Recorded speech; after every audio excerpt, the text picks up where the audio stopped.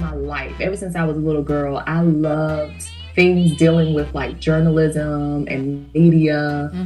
Like when I was little, I used to make like home videos, movies. My dad had this old camera, this video recorder. So I used to like actually write out my own movies, like cast my cousins in it. Hi, and welcome to the Bad and Bougie Moms podcast show. My name is Britt. I am the creator and host of the show. And on today's episode, we have Cyrena. So Cyrena is a mom, wife, entrepreneur, and software engineer. She coins herself as an employee entrepreneur because as she works her 9-to-5 corporate job, she has thrived in creating and operating her own successful businesses. As a software engineer in the aerospace industry, she plays a vital role in delivering data analytics solutions to help customers make smart business decisions. Over the past 10 years, she has actively invested in real estate and throughout Atlanta. In 2012, Cyrena created her first product line, Lash Brat, to solve her problem of the lack of accessibility to quality false eyelashes. Her lash line has been worn by many celebrities and socialites and has attracted a loyal fan base. Cyrena thrives off of being the best mom to her toddler boy and being the best wife to her husband. She enjoys traveling the world with her family and creating new experiences. Cyrena is a strong believer that women can have it all and be the best versions of themselves at every stage of womanhood. So I hope you guys enjoyed this episode. Make sure you like and comment and also subscribe to any of the platforms you listen to us on. I really appreciate today. I really appreciate you guys' feedback as well as listening to the show. Thank you, and I hope you enjoy. Hi you guys, this is Britt with the Bad and Bougie Moms podcast. I think I'm on episode 22, really not sure. However, I have Miss Cyrena here with me. Say hello to the people, Cyrena. Hi everybody, how's everybody doing? Yes. So me and Cyrena, we have already had this interview scheduled for like over a month. We was talking about it before we started recording that it seemed like it's been forever since we're trying to get this started. So I'm super excited to have you on and thank you for participating on the platform. Absolutely. I'm so excited to be here. Yes. This is awesome. Yeah. All right, Cyrena. So we want to get to know you. So let us know a little bit about your background. Where were you raised? Where did you go to school? How many kids you have? Are you married? Are you single? Are you happily divorced? Like all about you. Okay. So I was born and raised in Florida. Okay. And so if you're a Floridian, like if somebody asks you, so where are you from? Mm-hmm. We go by the county. Okay. So I was born and raised in Polk County. Is that in Jacksonville? No, Miami. Okay. Or where is it at? No, it's actually Central Florida. So the actual city is Winter Haven. Oh, girl, it's nothing out there. Tampa. Right, it's nothing out there. No, I remember I used to work for State Farm, and that was one of their locations. And every time someone tried to get a promotion, they were like, "Girl, it's Florida, but it's nothing out there. Ain't nothing in Winter Haven." So funny. But you know what? It's so funny because when we go home to visit, because my parents are still there, like all of my family pretty much is still there. So whenever we go home to visit, my husband, he's originally from Chicago. Okay. He's been all over the place. So he's from bigger cities. So when we go, he's always like, there's nothing to do here, but look at orange trees and all this stuff. And I'm like, there's plenty to do. We got a mall, we got little stores. But yeah, it's a very small city. Like it's one of those pass-through cities. Okay. So like you pass through to get to like Orlando and Tampa and things like that. Right. But so I was raised there. 2-parent home. I got 3 other siblings. Mm-hmm. We're all like super tight. Like we're each other's best friends, like super, super tight. And moved here to Atlanta where I'm at now after I finished school. I went to Florida A&M University. Ooh, okay. Yes, FAMU. So I did my undergrad there, majored in computer information systems, and then came to Atlanta on a job offer. And let's see, what else? Did my MBA at Southern Polytech here in Atlanta. Okay. They're now Kennesaw State. Yeah, girl. Okay, I gotta stop you there too, Cyrena. So it's funny you mentioned that. My husband actually graduated from Southern Poly, and he says the same thing. Southern Poly Tech. Now it's Kennesaw State, and I'm like, boy, it's still Southern Poly, honey. It's okay. I'm like, it's cool. And he was like, and every time we go to the campus and everything, he reminisce about, because he's a Sigma, so him crossing and all this stuff. Really, girl, we might have to get up, honey. Yes, that's too funny. So he always, every time we go out there, or when they have their probates and stuff, he be reminiscing. I'm like, boy, that says Kennesaw State now. Your school's not here no more. And he's like, whatever. He gets so upset about it. But okay, go ahead, continue. I thought it was funny. That is too funny. So yeah, I've been living here in Atlanta the past almost 13 years. Right. Working in my career, my field, software engineer for an aerospace company, and started my business like almost 6 years ago, called Lash Brat, and that's been doing amazing. And I forgot your other question. I'm sorry. I'm like, how many kids do you have? Oh, kids. Yes. So I have one son. Okay. I have one son, and he actually just turned 3. So we're going through full toddler mode. Wow.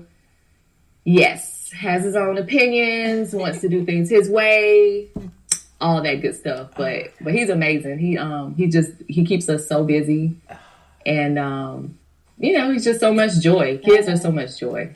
So they really are our little teachers. Right, they are. So do you want any more kids? I do. Okay. I do. At least one more. Like, I want my son to have a sibling. Right. Because I had 3, growing up, and my husband comes from a big family. So, I mean, at least one. And I think I'll be done. Maybe one more and done. So one more and done, son. All right. So when it comes to you being a software engineer, like, how did you get in that field? What made you want to do that, or did you kind of just fall into it? So it was interesting. So all throughout my life, ever since I was a little girl, I loved things dealing with like journalism and media. Like when I was little, I used to make like home videos, movies. My dad had this old camera, this video recorder. So I used to like actually write out my own movies, like cast my cousins in it, film it. I mean, I was like all about it. So even going through like high school, I was always a part of like the media team, newspaper staff. So that was really my path, like to be in journalism. Okay. And when I went to FAM, I actually enrolled as a journalism student. But what happened was, so my freshman year, I took this class, and this journalist came in, professional journalist. She came in and talked to the class, and she was basically like, when you get out of school, you're not going to make any money. It's going to take you years to even like make a reasonable salary. You got to work for free a lot. I mean, she just really, and maybe it's true. I mean, they said it's facts. Like journalism, you don't go in it for the money at all. Right. So she was saying all that, and in the back of my mind, I'm like, gosh, so I'm going to do 4 years of college, all this hard work to come out broke, to come out not being able to make money. So I was like, nah, I need to change my major to something that's going to actually, allow me to come out of college, make money, be on my own, take care of myself. Right. And so I kept hearing people on campus talk about C.I.S. Like people who get degrees in C.I.S., they go off and they make all this money and all this stuff. So I was like, okay, let me switch to that. Let me check that out. And I literally, like that next week, I went over, I changed my major. I got into the C.I.S. program, and I loved it. Like technology, it's amazing. Like I just like really took to it. I was obsessed with it, and knocked it out. And that's that. And that's how I got into the field. So it's interesting. Like I definitely, looking back on it, I'm like, wow, I made the choice based on quote unquote money. Right. Which isn't great, I mean, we're always told not to make those type of decisions, but it worked out because I could still, now with technology, with the Instagrams and building blogs and websites, I can still live that journalism side of me right. through other means and, still have, the software engineering thing going on to make, quote unquote, the money, right. so to speak. So yeah, so that's how that happened. That's crazy. Yeah, when I read your profile and it said that you was a software engineer, I'm like, you don't really see that like on the regular. Normally people are like, oh, okay, I do insurance or, they're doing something, human resources. That's our thing or whatever. But it's like software engineer. I'm like, that's pretty cool. I like that. Yeah. Yeah, that's pretty cool. Yeah, thanks. Yeah. Yeah, it's exciting. It's exciting. It's great to be like, kind of in the know of where technology is going, because my specialty is data analytics. Okay. So sort of like how like on Instagram, you can look at your analytics and see, how active are your followers, what time is the best time to post. Right. And, like all of that stuff is analytics. So that's what I do. Like I build up these different algorithms and analytics behind the scenes so that our customers can make smart business decisions. So that kind of stuff just fascinates me. It's like, there's so much you can do with information. It's ridiculous. Right. Because I tell people all the time, especially when it comes to entrepreneurship, numbers count. Like with anything, even with the podcasting, like, I have all this information as far as what demographics are listening, where are they listening at, what time they're listening, what platforms they're using, and it just, like you said, it makes you go ahead and make sure you're headed in the right direction as far as where you need to go into the future to still build your brand. So exactly. I understand that completely. All right, so flipping script, back to momhood. Tell us about your pregnancy story with your son. How did everything go down? Wait, say that again. The phone went out for a second. Oh, yeah. So I was saying that as far as your son, tell us about your pregnancy story. Like, when did you get pregnant? How was your pregnancy? Like, everything. How did it go down? Oh, wow. Okay. So you're taking me back. 3 years, think girl. About it. I know, 3 years, right? Okay, so, all right. So my son was born in 2015. Okay. So we found out in 2014 that I was pregnant. And that was like around August of 2014 that I found out I was pregnant. Okay. And so my husband and I mean, we at that point we had been married for 4 years. Okay. And it took us like 2 years of trying, honestly. Like a lot of people don't know that. Even some of our family don't even really know that. Like actively trying. Like, okay, we're having a baby. Let's do what we need to do. Exactly. Okay. Actively. And so like for us, well, my husband, he's very like cool, calm, and collective. Like he doesn't get rattled at all, even in situations where I'm like, shouldn't you be concerned? Like he just is so cool as a cucumber. But for me, I was like, dang, it's been, a year. Once that year goes by, you're like, okay, what's going on? Right. Why isn't it happening?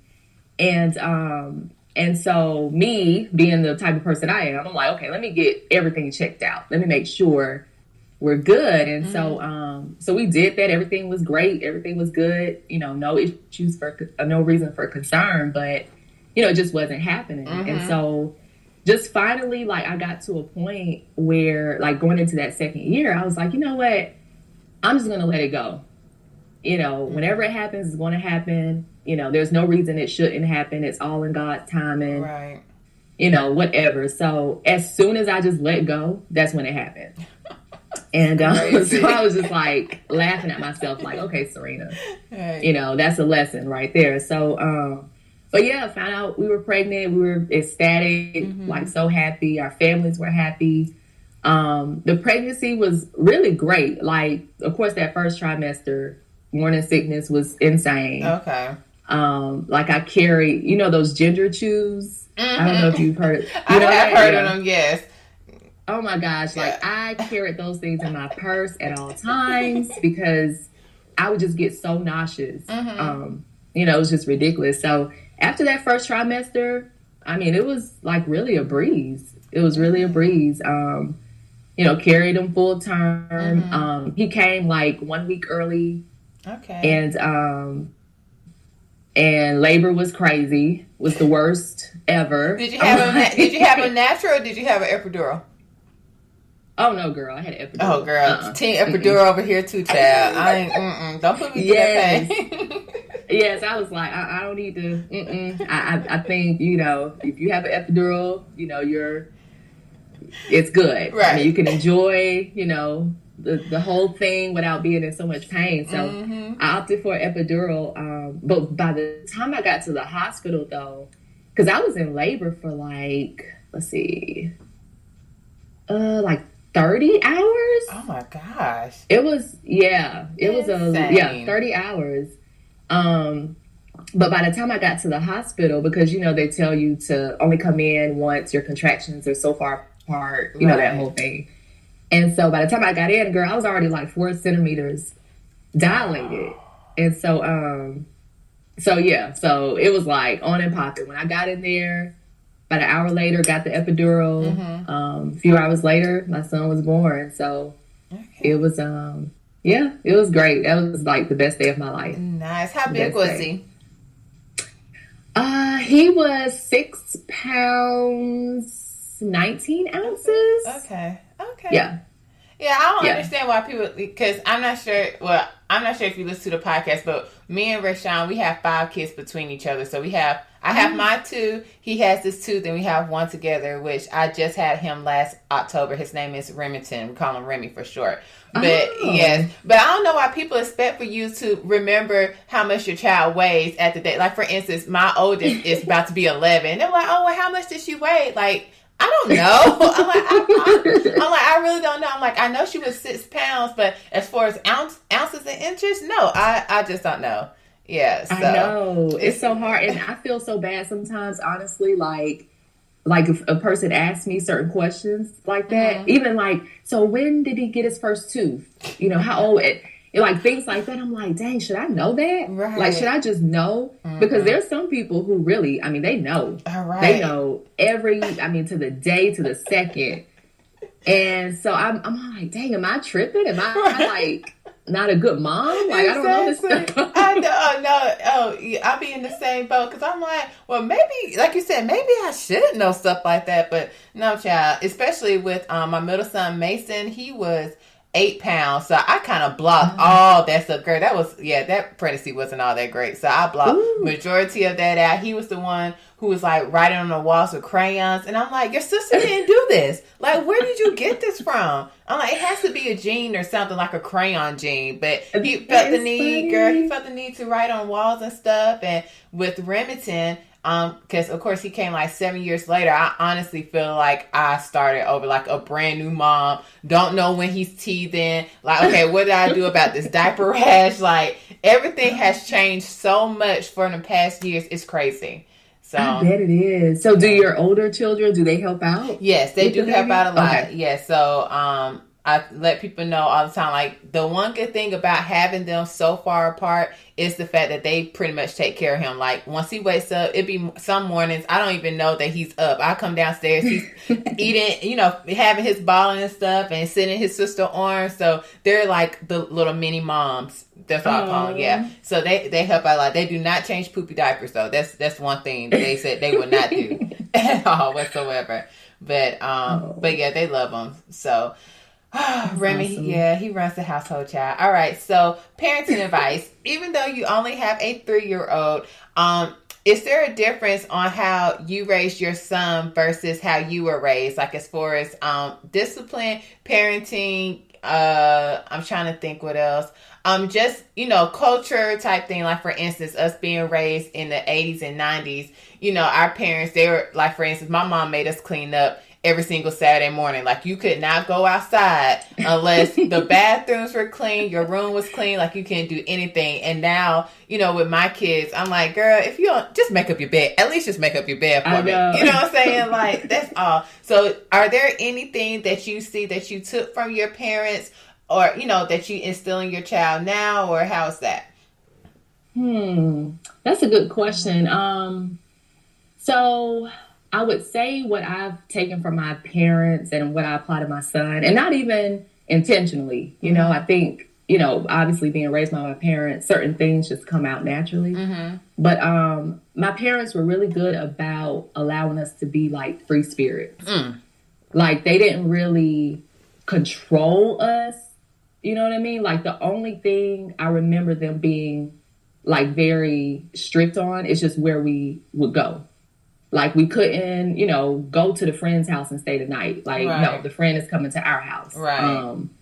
You know, we couldn't stay out past, you know, when the street lights come on, you come in the house. You know, they were very strict about things like that. But in terms of, like, who we were and who we wanted to become, like, they were just like, whatever you want to do in life, do it. You know, you can do it. So I'm the same way with my son. Like, I'm all about, I feel like you have to mold your kids into, you know, being like good citizens and being good to people. But I also like the idea of just letting them unfold, you know, and letting them discover who they really are, because, you know, they have that inner spirit just like we do, you know, and they need to be able to connect to that and just kind of like blaze their own way. So I feel like, you know, that's what I do with my son that I know my parents did with me. But it's a little different because my husband, his parents are African.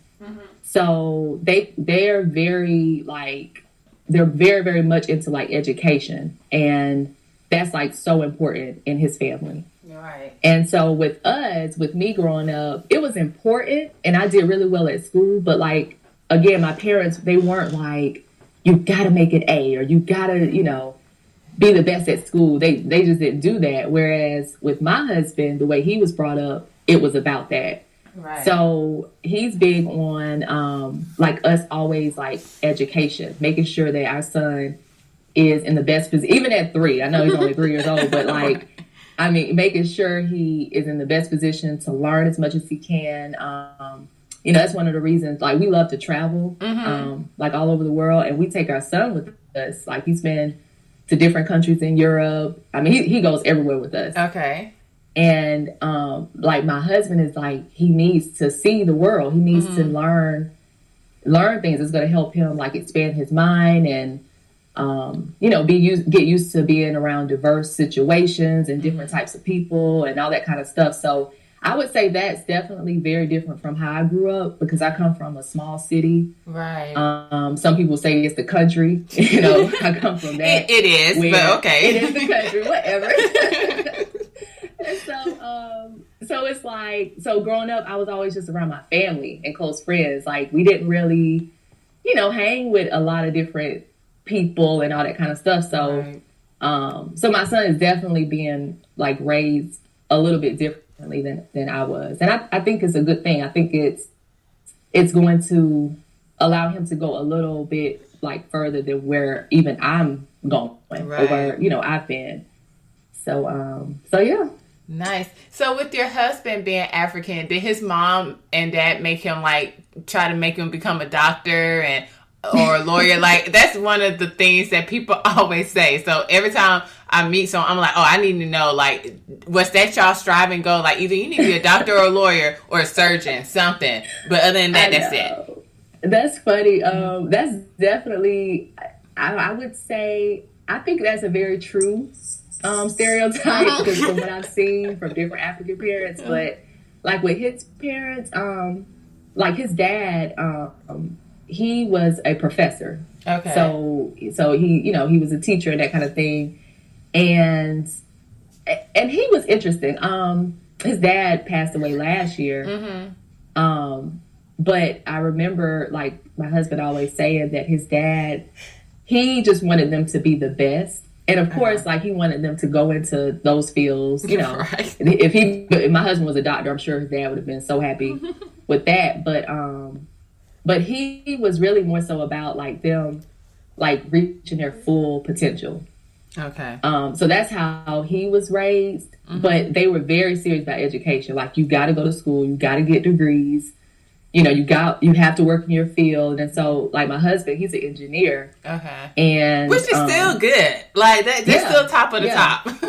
Yeah. And I know his parents, you know, definitely proud of him, you know, for reaching that milestone. But it's like, but yeah, like they're very, if my husband decided he wanted to be like an artist, I think his parents would have had a big problem with that. Because they're like they like, you know, like the engineering, the doctor, you know, everything that you said. So, so yeah, that's very true. That's funny. It's all about, I'm not saying it's all about status, you know what I'm saying? But it's just, those are kind of prestige titles. Like, oh my gosh, you're an engineer, you're a doctor, you know, everything. So I completely understand. I mean, I tell my daughter, yo, you got to be president. Like, I don't know what you got to do, but you need to become the president. She was like, and then she surprised me. We was doing something. I said, well, what do you want to be when you grow up? She was like, I think I want to be an architect. I'm like, okay, that could work too. I'm good with that. Yeah. I think that's awesome. And I think as parents, like, you have to set those high goals. You know? Like, even for ourselves, you know, our personal goals, it's best to set them so high. You know, like, okay, I'm going to be president one day. Right. Because at least they'll aim for that. And whatever they do hit is going to be freaking amazing. Exactly. You know what I mean? So, yeah, so I'm for it. I'm definitely for it. Nice. That's awesome. All right. So, relationship talk. So, how long, you say you guys, how long have you been married? Well, how long did you guys date? And then how long have you been married? So we dated, let's see. So we started dating in 2007, got married in 2010. Okay. So it's been 8 years that we've been married. All right. And what type of advice would you give a couple to keep things fresh, as far as when it comes to marriage, and also just being able to be a team partner, especially since you guys been married for a while, so you should have some good advice. Lord, let me think about that one. So, I think it's so important, especially when you have kids, is literally to date each other. And I think it was Barack and Michelle Obama when, I think it was early on when they first, you know, got into the White House and stuff. I remember one of them said something about how they always date each other like one night a week. They have like date night. And I think that's important to, and I hate like putting things in a schedule when it comes to like your relationships, but I think it is important to at least like schedule time with each other. Yes. Where like you're not talking about the kids, you're not talking about work. It's just you. You're enjoying each other. Maybe you're kicking back, watching a comedy show, or, you know, going out to lunch together, like spending that quality time. I think that's important. To just always try to do it on a regular basis. And I think that's it. And just keeping communication open. Like, I think that's the biggest thing. Because a lot of times we get so wrapped up in so much and we bottle things in. And, you know, but I feel like, you know, your spouse or whoever you're with, like that's your buddy. Like, that's the person you should come to and just talk about things, you know. And just be totally open. So, and another thing too, like one thing I learned early on, this is like right after we got engaged, when we went through like the premarital counseling and stuff. And I remember the lady who counseled us, she basically was just saying like, you shouldn't try to change the other person. Yes. Because everybody's wired differently. And instead you should like kind of figure out how you can, let's see, what was the word that she used? Just figure out how you can sort of like not get yourself so upset over this. So that's good that you learned that early on, you know, because a lot of people, like they'll go like 20 years strong, married, and never learn that lesson, you know? So, I mean, it's great that you learned that like early. I mean, that's pretty rare to have learned that when you guys were dating. So. Yeah. Well, I was married before. I was married for a year, which I tell people it didn't count. It was just like a trial run for me. So I figure once I get married again, it's like, okay, you know, because we made a pact saying, you know, divorce is not an option for us. Whatever we go through, we get through, you know, we pray about it. We're going to make it through, call it a day. So I know I can't go nowhere, pretty much. That's what it boils down to. I'm just here. That's a good way to be. Right. That's definitely a good way to be. Yeah. All right. So flipping the script, who inspires you? Do you have any mentors? Is there anyone that you look up to? Oh, gosh. I look up to a lot of different people for different reasons. Okay. Man. So definitely just in life in general, like my parents inspire me. Okay. In general. And my dad specifically, because he's entrepreneur.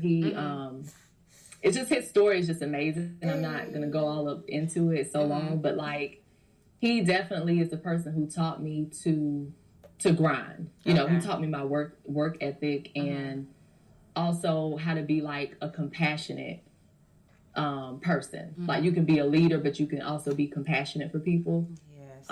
So like both of my parents really taught me that. Like they're really just amazing human beings. Just the things they've done for people outside of their family. Wow. Yeah, it's amazing. So they inspire me.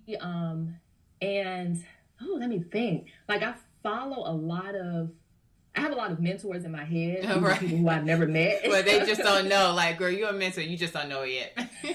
Yeah, I have a lot of them. Goodness. That's a hard question, Britt. That's a really hard question.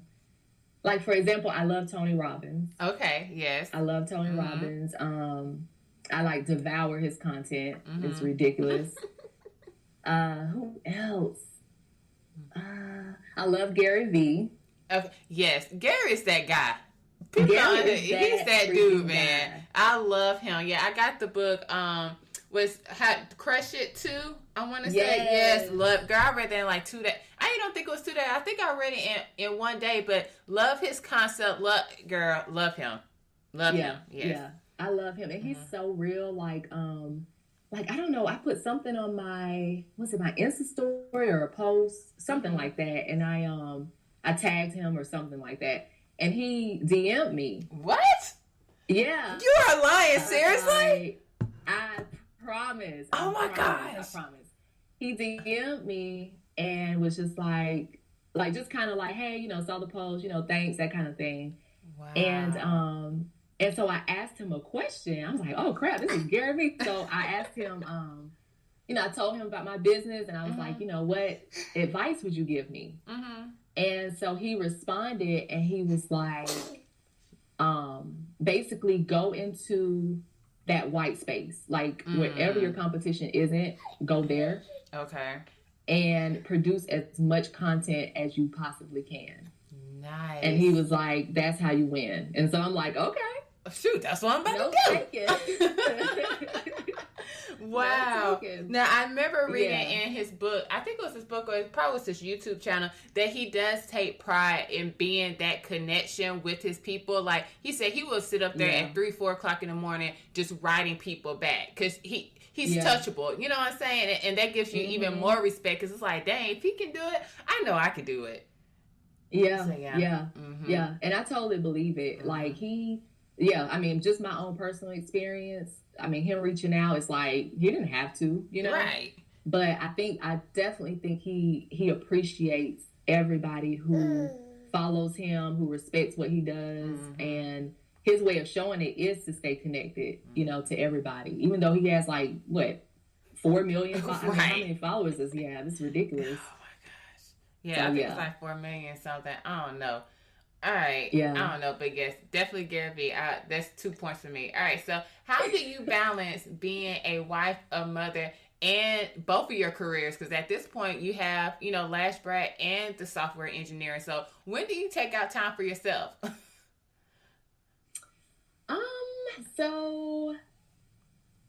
So what I normally, this is my routine, like my daily routine.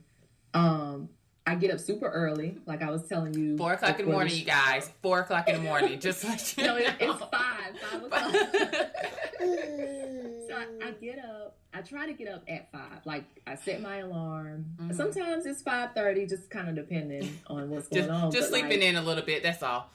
Yeah, give myself a little 30 minutes. But I get up really early, and I know if I get up that early, I have at least 2 hours where it's just me. My husband sleep, my son is asleep. It's just me. And in that time, I'm big into meditation. Okay. And just being quiet, So I do that every morning. I wash my face, brush my teeth, whatever, and then go to my special room, meditate for 20 minutes. And then I have my coffee. You know, I just kind of like to ease into my day. Mm-hmm. And for me personally, the best quality time that I can spend with myself, Mm-hmm. you know, because it's before the day gets started, Right. you know, before things get crazy. Like I'm at my most peaceful state. So I love them. That's why I love the morning so much. Mm-hmm. Best time. Oh, nice. But besides that, you know, every once in a while I'll link up with some girlfriends. Mm-hmm. You know, we'll go out, you know, for a drink or get something to eat. I do yoga like 2 to 3 times a week, and so that's you know, again, self-care. Mm-hmm. You know, spending that time with myself, and so yeah, so that's pretty much what I do. You know, Okay. it's tough to get that time in. You know, It is. I mean, I know you know with your kids and stuff, it's like you don't really have that much time in your day to dedicate to yourself. But if you can do at least 20 minutes a day, where it's just you and you're quiet and you're enjoying something that you love, it's worth it. It's worth it's the so while. worth it. Mm-hmm. All right, so flipping this back to not careers, but it is kind of your career. So tell us more about Lash Brat. Like, how did you get started? What made you even want to go into the lash industry, and where are you at now with it? So I started Lash Brat. It was August. It officially launched August 22nd of 2012. Okay. And nice. so I got the idea because prior to that, like, I love wearing lashes. Mm-hmm. Love wearing lashes. I would get my lashes from the beauty supply store. Okay. And I just like got to a point where I was like, I'm tired of the same styles. Mm-hmm. And I was tired of the fact that, you know, they started to me kind of looking cheap. And, you know, I would look at other girls and they would have the same lashes on as me. And I'm just like, you know, I wanted something different. Right. And so it just so happened, my sister owns a hair salon in Atlanta. So I was in her salon. Mm-hmm. And I was just telling her, I was like, you know, I want a business, because I've always been entrepreneurial, even as a kid. Like I've always started like little businesses and stuff when I was a kid. So I was telling my sister, like, I want a business. Like, I really want something else. And so she gave me the idea. She was like, well, why don't you start a lash line? Okay. And I was just like, now this is almost 6 years ago. So this is back when it wasn't really that big. Exactly. Yeah, okay. Like nobody was really doing it. And I mean, at that time you had like the big names, the Ardells and, you know, big companies like that. But, so when she said it, I'm like, girl, you crazy. Like, I just brushed it off. Like, what are you talking about? And so she was like, no, you love wearing lashes, and, you know, you want something different. Like, you keep talking to me about it. Like, why don't you just do your own thing? Mm-hmm. So I went home that night and literally, like, I stayed on Google all night. Like, just searching, just trying to figure out, like, is it even possible? Mm-hmm. And so everything just happened so fast. Like, I found different manufacturers. I did a lot of sampling. Finally found a manufacturer that I loved. Built my website myself, you know, with the IT background. Thank God. Right. built my website. I literally designed my own packaging. Found a packaging company to make it. Wow. I mean, like, everything was literally like, after work, I come home, I'm on my computer, like, figuring it out. And got to a point where in August, you know, I launched it, and it took off. Like, it was one of those point in times where I was just like pinching myself, like, am I really selling lashes online, you know, to people who don't know me? And like, how do they, you know? And I give so much credit to like Instagram, because that's where my base was at. Like, I was like really only on Instagram, marketing the lashes and stuff like that. But I was getting like so much love, like people ordering like from all over the country, and then I started getting orders from outside of the country. And I'm just like, how do I ship to Italy? Like, how do I ship to... Go back to Google University. That's why I call Google. Google will tell you everything, child. Google University. Girl, yes, Google is so amazing. And that's exactly what I did. I was like, because I wasn't expecting, you know, I just wasn't expecting everything to happen that way. So, but yeah, so that's where it started. And just from there, like I've done a lot of beauty shows and, I just try to like get the brand out there, get as much exposure as I can. And like one thing that is so important to me, because I look at, Lash Brat as the platform or the way that I solved the problem for myself. Right. Because my issue was I just felt like there weren't any good lash options out there to really like make you look beautiful. At that time, it was like lashes, you just slapped them on your eyes. They didn't really accentuate, your natural features and your eyes and stuff. So that's the problem that I solved. And, that's what I want for all women who experience my brand. Like, I want them to feel beautiful. Like, it's adding to their beauty, not, covering up their eyes or making their eyes look way down. Like, I want them to feel beautiful. So that's what it's about. And I just, like, the same thing we were talking about Gary Vee, how he connects with people. Like, that's so important to me to connect with everybody who has some type of interaction with my brand. Right. So I'm the one, I'm DMing, I'm, emailing people. I've called customers from time to time. I mean, so I mean, that's what it's about. And just moving forward is more of that, like creating more touch points with the brand. And doing more things like, because a lot of times when you're digital, it's an online brand and that kind of thing. Sometimes you forget, like, you need to actually show up, like, face to face, and interact with people. So I'm planning a lot of those types of things, like different touch points where the brand can actually be face to face with the consumers and do more collabs and stuff like that. So yeah. Nice. So are your lashes in store anywhere, like here in Atlanta, or is it all online? So they can be found at the Glamatory. The Glamatory. That's downtown, right? What, Midtown? It's actually it's near Midtown, but it's in the Vinings area. So like, are you familiar with like Smyrna? That's what side I live on. Yep. Oh, okay, cool. Yeah, so it's right there, like off of Cumberland Parkway. Okay, I know you're talking Boulevard. about. Okay, so by the sushi spot, the train area, with the railroad, it has railroad tracks. So if you go down Pace's Ferry, is it over in that area?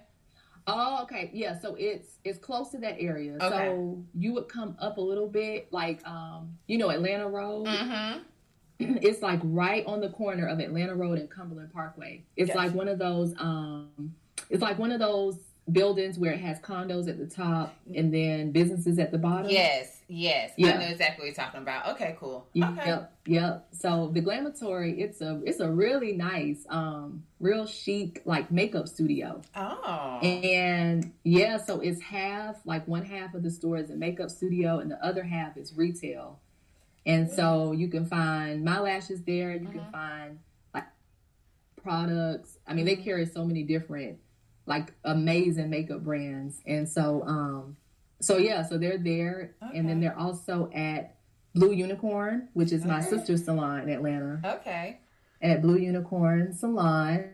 And and I'm interested. I'm looking for other opportunities to put them in more places so that people can easily access them, because a lot of my girls around Atlanta, because it used to be a point where I would literally get in my car and go deliver the lashes to people. Right. Like, I would leave from work, I would take a break or do it on my lunch break. And so I'm like, I can't keep doing that. Like, I need to have, places where people can actually get them locally. And so that was one of my goals for this year, was to get them into, my goal is 5 locations. So I'm almost there. Just got 3 more to go. Oh man, I'm excited. And it's fun. And when you say you used to get in your car and deliver, that's hustle, girl.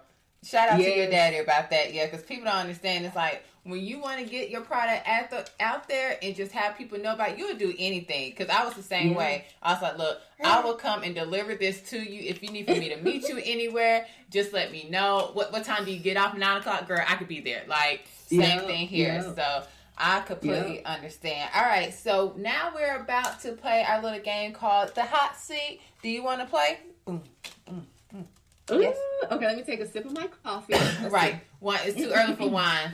It's yeah. No, right. It's Friday though, girl. Look, if we were face to face, we would have a glass of wine right now. Yes. Like, I'm all about it. Okay, yes, let's play. All right. This will be fun. Okay, so the hot seat is 5 random questions.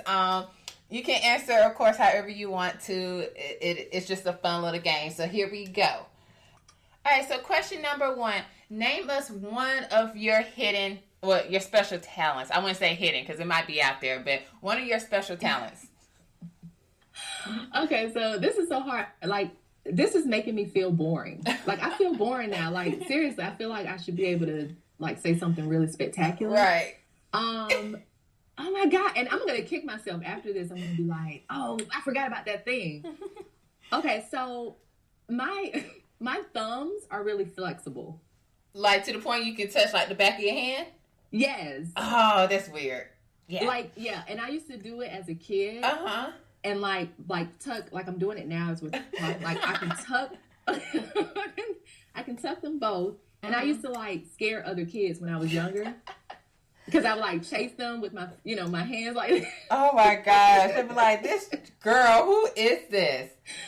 Yeah, so I would say that's probably a weird hidden little talent that I have. My thumbs are really flexible. Well, you know what, Cyrena, that means that I'm super lame too, because I'll be like, I can move my ears. I don't have large ears anymore, but when I was little, they used to stick out a lot, and I actually learned how to move them, because I'm like, yo, if you're going to talk about my ears, I'm going to give you something to talk about. So, oh, that's cool. Yeah. I love it. I used to try that when I was a kid, and I couldn't do it, because my ears were big too. Oh, see? Same boat, child. Same boat. All right, question number 2. Name 2 things that are on your bucket list. Ooh, 2 things that are on my bucket list. Okay, so one thing is to go to Africa. Okay. What part? Honestly, no preference at all. Just being on the continent, and just stepping foot in Mother Africa, like the motherland. That's it for me, because because there's so many different countries and they're all so different. Mm-hmm. So I would love to just take like an African trip, a tour of the whole continent, but like just to step foot in Africa, that's definitely on my bucket list. Gotcha. What's another thing? Mm-hmm. Oh goodness, bucket list. Okay, another thing on my bucket list. Hope my parents don't listen to this. I want to go skinny dipping. Really? Wait, like in a pool, at the beach, like you want to go to a nude beach and do it, or you just want to be like at a pool? I want to do it all. Like okay. I want to go to a nude beach. Okay. So badly, so I can like just let it all hang out and not care. And I want to skinny dip in the pool, like just strip it down, jump in the pool with my husband, skinny dip it out, like. And that's it. That's the most freest spirited thing. Yeah, I've done it before. So me and my but yeah, we was in the cabin somewhere. We had a pool, and we was like, it's like a big bathtub. I mean, that's what I would have thought. So yeah, I'm with you, girl. That's a good one. Mm-hmm. All right, question number 3. Name one of the craziest places you ever had sex. Oh boy. Okay, let me think about this. Craziest? Yes, craziest place. Craziest places. Oh my goodness. So I can give you the answer. But this means I would never let my parents know to listen to this. Oh gosh. Okay. I want to know the answer, but I would love for your parents to listen to this, but I don't get, I'm just going to have to lose those 2 people. What's the answer? Okay, so the craziest place has to be when, oh my God, I can't believe I'm saying this. When my husband and I, we were in my hometown, little boring, my little boring hometown. There was nothing else better to do, so we drove out to my high school. And we in the parking lot, in the car at my high school. In the parking lot. Yeah, in the parking lot. Nice. Okay, that was a nice one. All right, that was question number 3. Question number 4. Where am I? Oh, do you think social media ruin relationships? I think it depends on what type of relationship you have. Okay. I don't think it ruins relationships. I'm on social media. You know, I mean, my husband. I mean, we're good. Okay. But I think it just depends.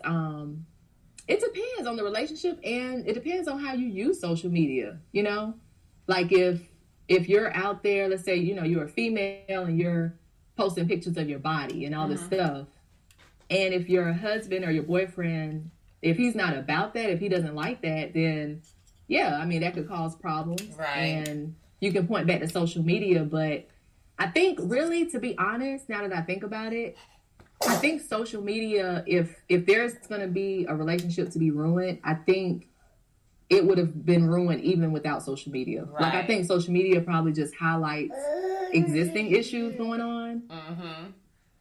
You know, people's insecurities and things like that. But yeah, I think social media is no different than back in the day. I mean, before social media was about, I mean, we had other things, you know. Right. You had AOL, MySpace, chat rooms, MySpace. Yeah, you had all this other stuff. So Right. it's like, you know, I just think it depends, like I said, on the people in the relationship. All right, cool. All right, last question. Outside of your husband, if you could shoot your shot to anybody in the world, who would it be? You gonna be quiet? Thank you. If I could shoot my shot? Yep, shoot your shot to anybody in the world. Who would it be? What's You don't know what shoot your shot? You don't know what shoot your shot is? No. Oh my gosh, Cyrena. Okay, do you listen to the Breakfast Club?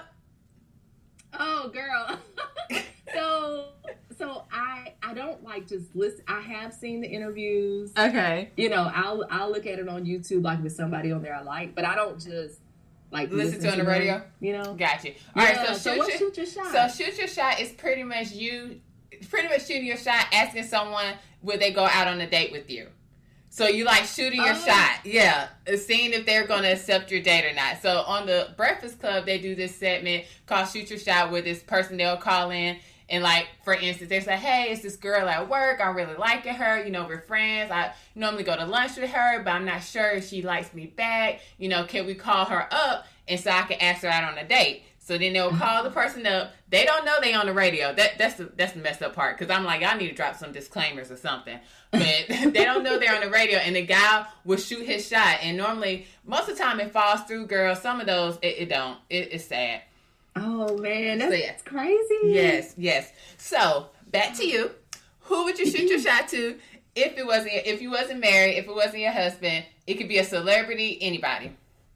Okay, so my husband, he already knows how I'm going to answer this question because he's very aware of my celebrity crush. Okay, it would be Idris Elba.